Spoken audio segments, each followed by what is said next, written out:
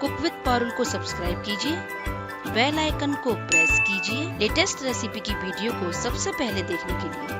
Hello friends, मैं हूँ पारुल। आपका cookWithParul.com में बहुत बहुत स्वागत है।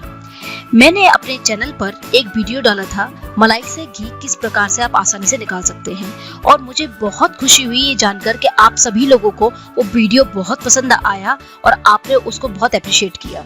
तो उस वीडियो से रिलेटेड मेरे पास बहुत सारी क्वेरीज आई थी घी से संबंधित, कि घी को किस तरीके से हम प्रिजर्व कर सकते हैं, किस तरीके से हम लंबे समय के लिए रख सकते हैं, किस तरीके से घी में अगर स्मेल आ जाए तो हम उसको दूर कर सकते हैं, या फिर किस तरीके से हमें घी को बनाते वक्त कुछ चीज़ों का ध्यान देना चाहिए।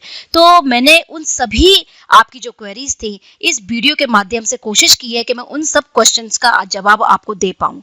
तो मैं आज आपको बताने वाली हूँ किस तरीके से आप घी को प्रिजर्व करें, और घी निकालते वक्त आपको 3 बातों का ख्याल रखना है। एक तो ये कि जब आप घी बनाते हैं उस वक्त आपको मलाई को तब तक चलाते रहना है जब तक कि उसमें से पूरा मॉइस्चर खत्म ना हो जाए। अगर उसमें पानी रहेगा, जो घी निकलेगा उसमें फंगस आ जाएगा।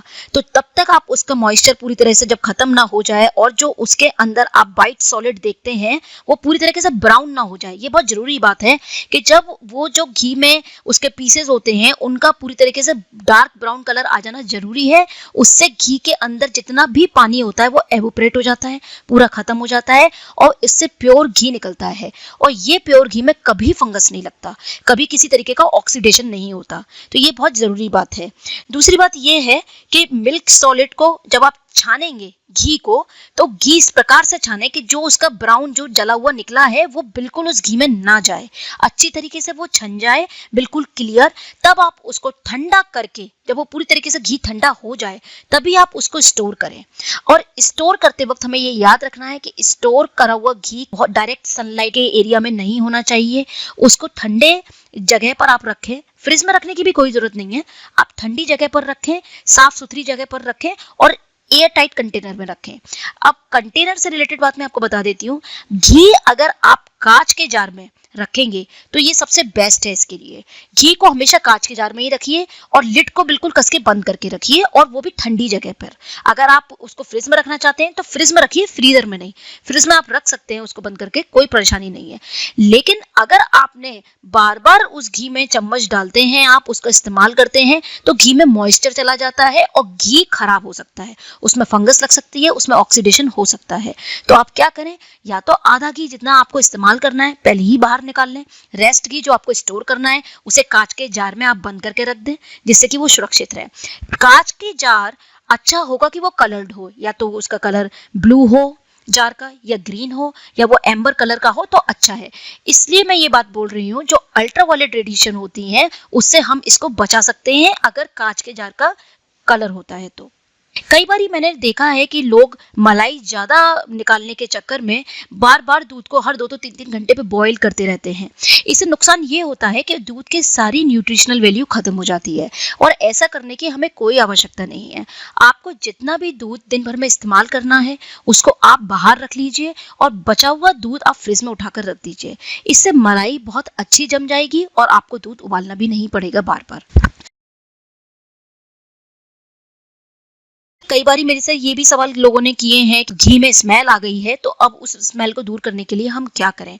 उसका एक ही तरीका है। अगर आपके घी में स्मेल आ गई है तो आप क्या करें, थोड़ा सा दही लें, कोई भी फ्लेवर्ड दही नहीं, साधारण दही जो हम खाते हैं, दही लें। 50 ग्राम दही लें। मैं ये रेशो बता रही हूँ आपको 1 किलो घी के लिए। अगर आपको 1 किलो घी की स्मेल दूर करनी है तो 50 ग्राम साधारण नॉर्मल दही लें और उसमें मिला दें। अब एक गैस पर कढ़ाई रखें, लो फ्लेम रख कर दें उसकी, और उसको तब तक बॉईल करें जब तक कि जो दही आपने उसमें डाला है पूरी तरीके से जल ना जाए।